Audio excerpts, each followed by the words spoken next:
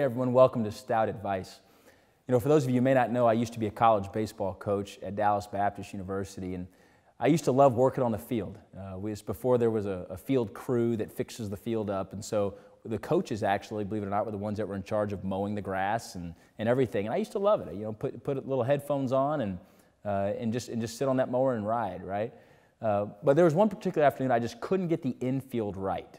And I kept mowing it and mowing it and mowing it. And it seemed like every time I mowed it, the little patterns would be off, just slightly. For hours, I was on that field. I hear a voice behind me, "Son?" And I turn around. No idea who the gentleman was. It was an older gentleman. I said, "Yes, sir."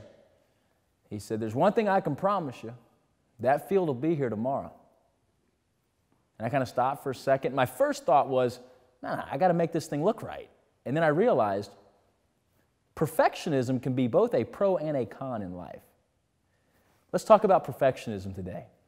You know, I know for me, one of my strengths and weaknesses is my desire for things to be perfect. You know, at the Dallas Patriots, I can tell you our staff there, we have about 100 people on staff. If they'll tell you one thing, they're like, you know, Logan wants it done perfect. Well, that can be good and bad. It's good because you're driven to a level of success that many don't have a desire to ever try to get to, therefore they sell themselves short. The con of perfectionism is sometimes you can have unrealistic expectations of what you're trying to get accomplished. So action item number one today would be this. Write down a list of your personality type and who you are and how you function. And one of the main characteristics I want you to kind of focus on for this week and for today is write down moments where maybe you need to kind of let off the gas a little bit. Maybe you're driving a little too hard to the point where you can't even finish anything. My wife was in art as an example, and she would tell me about how artists would never complete a piece of art because their endless pursuit of perfection, therefore they'd never finish it. So write down things in your life as an action item that maybe you're going overboard with a little bit, and therefore it's causing you not to be able to move on to the next thing. It's stunting your growth, so to speak. Second action item I think we should look at is this, and again, go back to an accountability partner, somebody that can coach into you a little bit on what their thoughts are, but maybe there's some things in life where you're not striving for perfection when you should.